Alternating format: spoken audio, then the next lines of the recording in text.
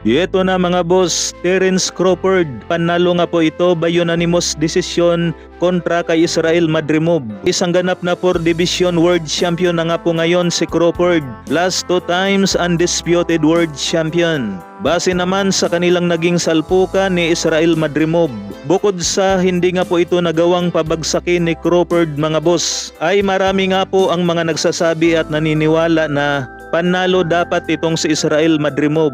Dahil panalo nga raw ito pagdating sa puntusan. Ano ang inyong masasabi sa panalo nitong si Crawford mga boss? At mukhang malabo rin ang pinapangarap ni Crawford na makaharap ang isang Canelo Alvarez. Samantala, heavyweight prospect na si Jared Anderson ng bansang Amerika. 2 beses nga po ito bumagsak sa round 5 at kamuntikan pa nga po itong lumusot sa ring mga boss sa lakas ng patama sa kanya ni Martin Bakole mula sa bansang United Kingdom. Nadungisan nga po sa unang pagkakataon ang kartada nitong si Jared Anderson. Bali, undercard nga po sila mga boss sa salpukang Crawford versus Madrimov.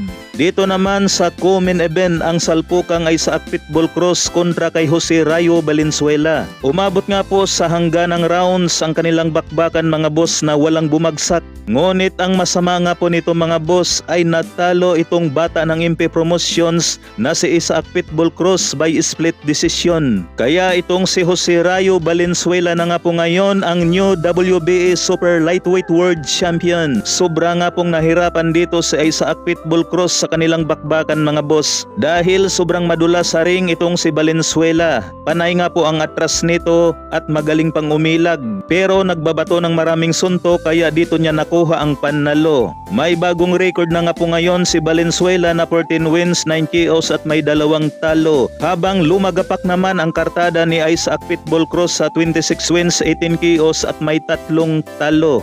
Sa kabilang dako naman mga boss, nagpost nga po ang Sanman Boxing na mula sa bansang Japan ay palipad na nga po ang Team Apolinario papuntang bansang Mexico para ito sa bakanting IBF flyweight title kontra sa Mexican fighter na si Angel Ayala.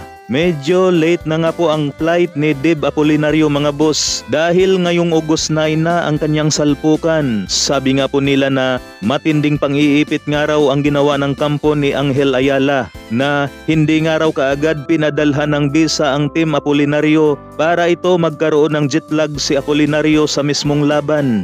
Ganun pa man mga boss ay tiwala nga po tayo na masungkit ni Dave Apolinario ang bakanting IBF flyweight title at maiuwi niya ito sa bansang Pinas.